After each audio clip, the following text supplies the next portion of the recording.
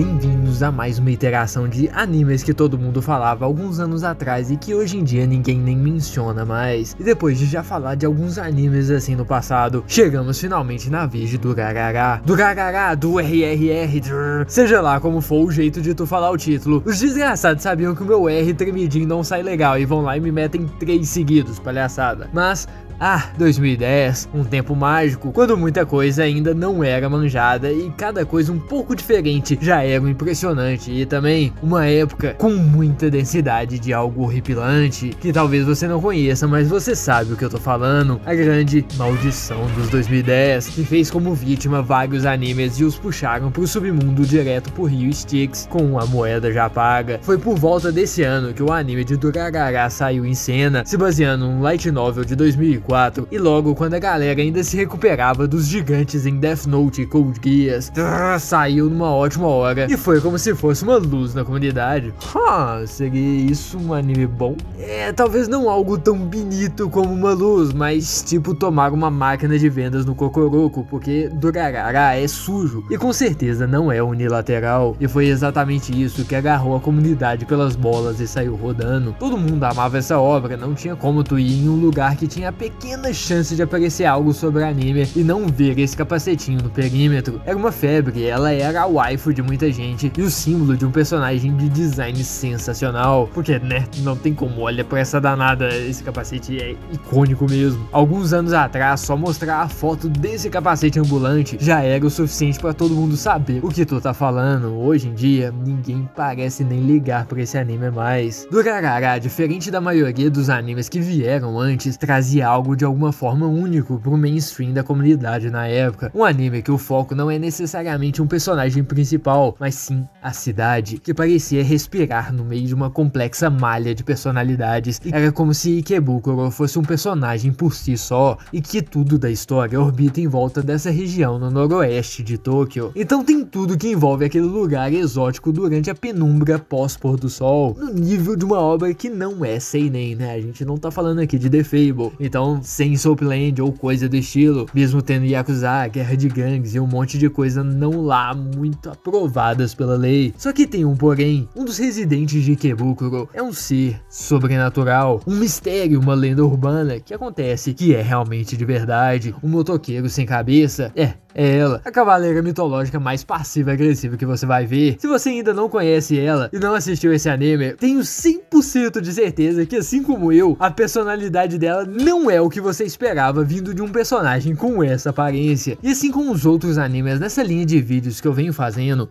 eu vivi a hype, eu vivi o pessoal explodindo de falar pra tudo que é lado, só que eu não assisti na época. O famoso, parece interessante, depois eu vejo, esse depois nunca veio. Então me diz, por que hoje em dia quase que nunca você escuta falar de se era uma obra tão hypadamente influencial assim, é sequer possível todo mundo largar de lado como se nem existisse? Sinceramente eu não lembro nem a última vez que eu ouvi falarem sobre esse anime, mas é possível sim, e você se surpreenderia com a quantidade e o nível de obras que já foram esquecidas pelos tempos e que são sensacionais, ou que a comunidade inteira uma vez falava muito bem sobre. Por exemplo, já ouviu falar de Bokusatsu Tenshi do Koro-chan?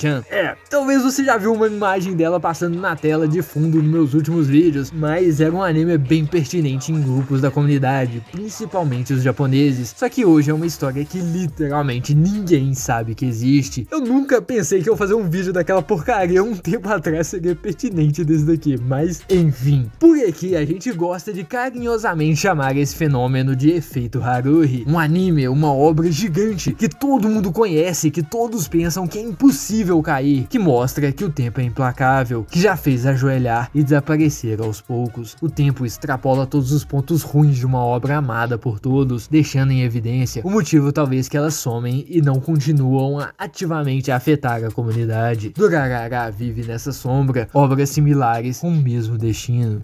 Então, Durarara era realmente tão bom assim?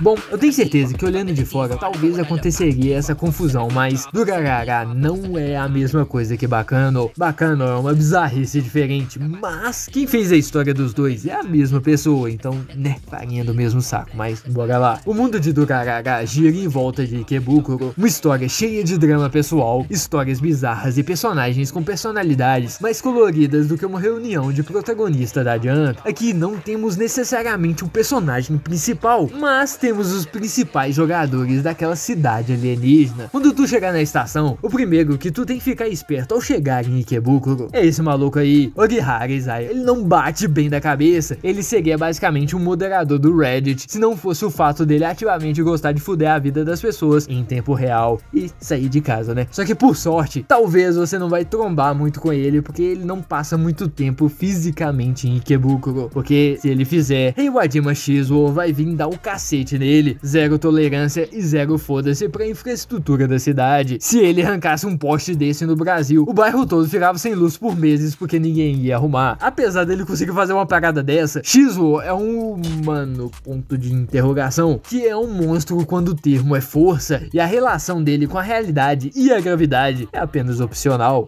Não mexe com ele também não, tá? Suas chances de viver uma vida normal são mais altas se você for conversar com a cavaleira sem cabeça do que lidar com qualquer um dos dois sequelados. A Sagat é chill, apesar dela tá faltando uma parada bem importante acima do pescoço, mas enfim. Por último, o trio parada dura que só faz merda e nem percebe que faz merda. Normais na superfície, doentes por dentro. Cada um deles é uma pessoa normal por fora e um psicopata maluco por trás das luzes da escola de Raiga. Mikado tá chegando em Ikebukuro pela primeira vez vindo do interior. Então de início, apesar dele não conhecer muitas das coisas, ele é a pessoa mais indicada de você fazer amizade, porque ele tá mais ou menos no mesmo barco que você, chegando na cidade agora. Não mencionando o fato que fazer amizade com ele, você vai se fuder por causa dele depois, mas no começo vai fundo. Vê o que acontece. Só tenta não mexer com os dólares. Essa história é cheia de personagens com personalidades moralmente questionáveis. Ninguém é bom aqui não, todo mundo é completamente fora do prumo. E quando uma das pessoas mais normais é uma mina que gosta de cosplay e já ameaça prender as pálpebras com um ferro de solda, tu já entende o nível das pessoas que você tá lidando. Então fique preparado pra ver bizarrice a cada esquina. Se você veio aqui com curiosidade, pensando que você vai ver uma história normal de personagens relacionáveis, essa foi uma péssima decisão. Mas confia que esse foi o maior destaque da obra na época. Era um evento cultural quase. O pessoal virava fã depois de ver as histórias se conectando das diferentes perspectivas, que enquanto um personagem faz uma coisa, outro faz outra. O sentimento que em qualquer momento um personagem pode conhecer outro e que você pode receber outro lado de uma noite louca em Ikebukuro. 2010 era uma época ainda que as pessoas se dedicavam a se envolver na história, episódio por episódio, como se não tivesse a possibilidade de ir ler a light novel antes de todo mundo e ver todas as respostas. E se você fazia isso, você era jogado de lado e xingado até amanhã. Então a comunidade realmente se envolvia com as histórias. O pessoal teorizava mesmo, como se fossem policiais tentando pegar o Kira. Será que o Izaya é humano mesmo? Será que a Sagat vai recuperar a cabeça dela? E é claro também, cheio dos favoritismos.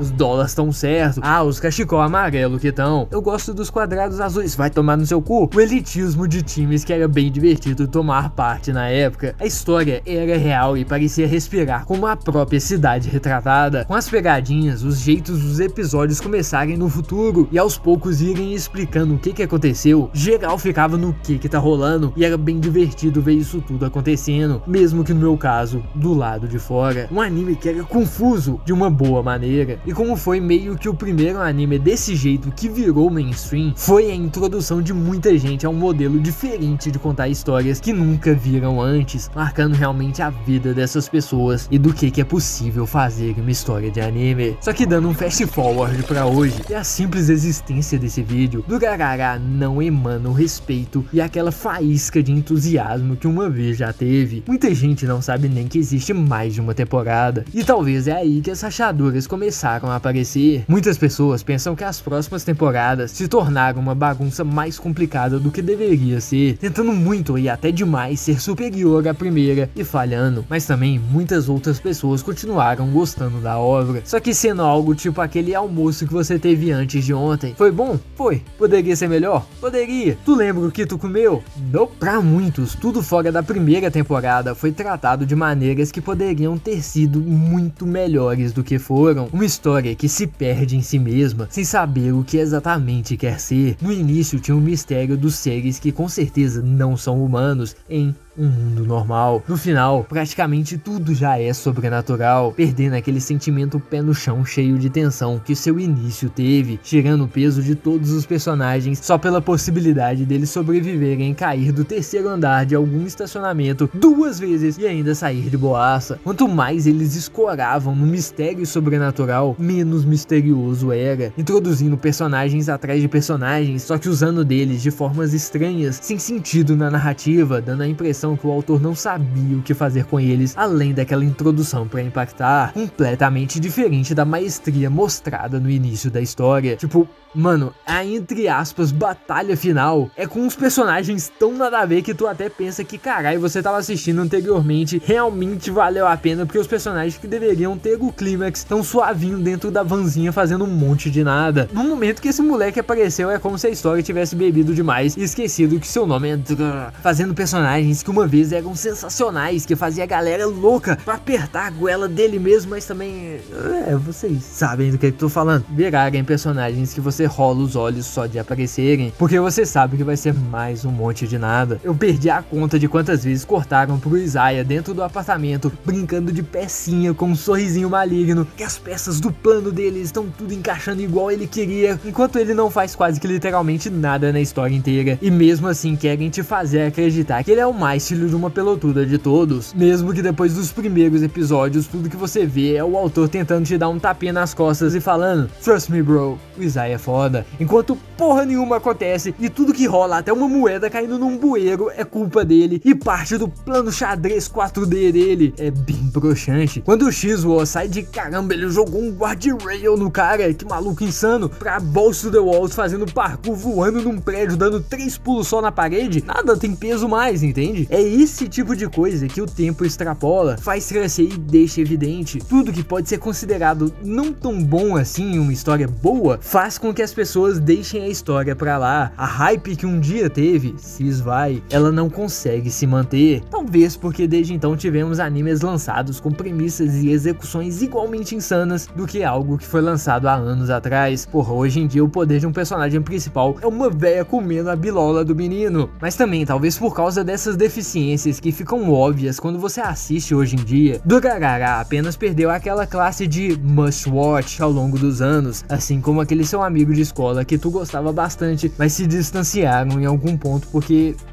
tu nem sabe o que rolou, só aconteceu mesmo. Mas não me interpreta errado, Durarara ainda tem seu lugar e seu charminho, principalmente nas vibes. São poucos animes até hoje em dia que conseguem criar um ambiente sujo e duvidoso numa cidade que nem Durarara faz com Ikebukuro. Uma atmosfera viva, assustadora, misteriosa, mas também viciante, que te agarra e te faz querer ver mais, ter mais. Apesar de eu ter falado que muitos são completamente nada a ver e não são usados, os personagens também são muito bons, icônicos mesmo, onde você não consegue concordar com literalmente nenhum, mas mesmo assim você concorda com eles. Eu literalmente assisti um anime que uma criança pedola um adulto, foi isso mesmo? Uma mina invadindo na casa do crush e ele descobrindo, descendo o cacete nela, ela quase morrendo e sendo usada como experimento, desfigurada pra parecer outra pessoa e no final todo mundo tá suave e normal com os dois. E olha, eles estão namorandinho enquanto o moleque quer literalmente foder uma cabeça. Bruh, todo mundo é maluco aqui, mas enfim, tu tem interesse de assistir? Well, segura aí porque os vagabundos não deixaram fácil mesmo, tá? Primeiro, tu assiste a primeira temporada. Eu não preciso nem falar isso, né? Só que quando tu tiver no episódio 12, você vai ter uma escolha a fazer. Se você quer assistir os especiais ou não. Basicamente, todos eles são bem chupeta e não precisam realmente ser assistidos, mas ajudam na transição de storylines que, se você não assiste os especiais, as temporadas normais mudam meio que do nada e tu só tem que aceitar, porque é assim que funciona. funciona. Se tu for ver os especiais, o primeiro, logo depois do episódio 12, é Heaven's Vengeance. Meio bosta, uma bagunça de uma mochilinha que não dá em nada. Não é nem muito engraçadinho não, mas depois de tu assistir ele, você termina a primeira temporada. Aí tu assiste o especial World at Peace. Esse é um pouco melhorzinho, traz um pouco o Isaiah de volta pro mundo real, dando 2 irmãs pra ele, mas ao mesmo tempo indo insane style em uma sequência de luta que faz sair mais ainda do clima pé do chão. Mas vale a pena assistir só pelo Shizuo tomando uma tentativa de Isekai, mas ele joga o caminhão fora, mano. Tipo, é divertido pra caramba essas coisas e tal, mas é aqui que você começa a perder cada vez mais o clima de tensão que a história tinha. Se fosse só a Sagat, mesmo que ela tenha uma personalidade gracinha, seria um mistério bacana, mas como um maluco fazendo parkour em placa de trânsito que foi fincada num prédio no meio de uma luta, tira bastante o peso de tudo que rola. Não é mais uma situação de caramba, o Shizuo e o Simon são pessoas normais, só que eles são parrudos, então fica de olho, porque eles são literalmente sobrenaturais, não importa o que eles falem na história. Então com isso não tem muito perigo. Se um deles toma um tiro, você não importa muito, porque né, o cara faz isso, velho. Mas alguém diz pra esse maluco que não é assim que janelas funcionam. Essa boneca me fez espirrar meu suquinho no mousepad, mano, vai se ferrar. Estragou minha paradinha, mano, vai tomar no cu. Mas enfim, se não for pela luta, as irmãs do Isaiah não servem de literalmente nada na história, a não ser não parar de falar nas sequências de chat e providenciar o tema de N6 na obra. Dá pra você pular isso aqui de boa. Aí agora tu vai pra segunda temporada do Gagaga X2 Show. Você vai ver até o episódio 4 e vai assistir o especial Watashi no Kokoro wa Nabe Moyo. Talvez o melhor especial e o único que eu diria que você tem que assistir mesmo se tu não estiver assistindo os especiais todos. É basicamente as historinhas de como a galera se conheceu e tal. É bem legalzinho. Aí se você não estiver achando pra assistir por aí, ao invés de colocar esses nomes que eu tô falando, se você colocar um número do episódio, talvez tu ache, tipo esse aqui. Como é depois do episódio 4, ele é o especial 4.5 e tal e tal. Aí depois de assistir ele, agora tu termina o show, vai pra terceira temporada agora, do Gagaga X2 Ten. Assiste um episódio.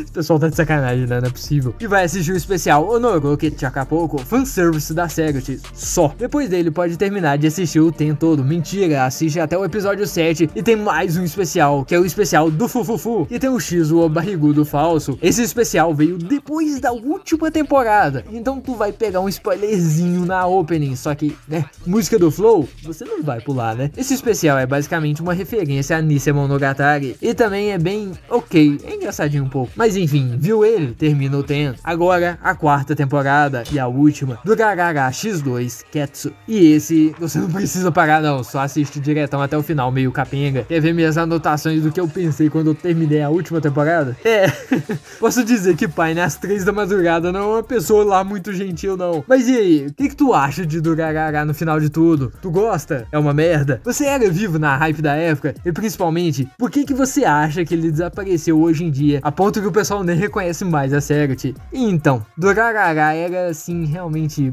tão bom assim? Sim, mas era inovador na época, tecendo complexos dramas de personagens de forma imperceptível, mistério, ação e um twist sobrenatural em um anime que não só capturou a galera, mas convidou geral pra mergulhar na cultura dele, teorizar, pensar, opinar e gostar. O plotline do Isaiah é tudo que os moleques de Zankiel no Terror mais queriam na vida e falharam miseravelmente, mas com todo esse brilho quando foi lançado, mesmo com seus milhares de defeitos, é uma obra que sempre vai ser especial e ter seu lugar na comunidade, mesmo que mínimo. Uma obra que não conseguiu manter sua mágica inicial para sempre, mas hoje em dia ela é mais bem encaixada como uma pérola escondida que tu assiste e se impressiona por ser uma boa obra, do que um Bash Anime Top 10 Must Watch de outrora. Então da próxima vez que tu estiver pensando, a vida seria tão boa se tivesse um cara jogando um poste de luz pela cidade com as próprias mãos na minha vizinhança, dá uma chance pra que você não vai se decepcionar. E se você já viu, a nostalgia é boa e assistindo hoje em dia, talvez você veja a história por outros olhos. E se você não viveu na época, a maldição de 2010 vai te ajudar a sentir o mesmo que todos sentem. Não se preocupe. Durarara era realmente uma obra tão boa assim, mas depois de tantos anos, seus defeitos são muito mais evidentes e talvez você não concorde com aqueles que assistiram enquanto ainda era pertinente. E agora, deixa o like, se inscreva, mostra pros amigos. Ah não, o pai ele tá virando youtuber de sovaco. Ah não, dói mais em mim do que em vocês não.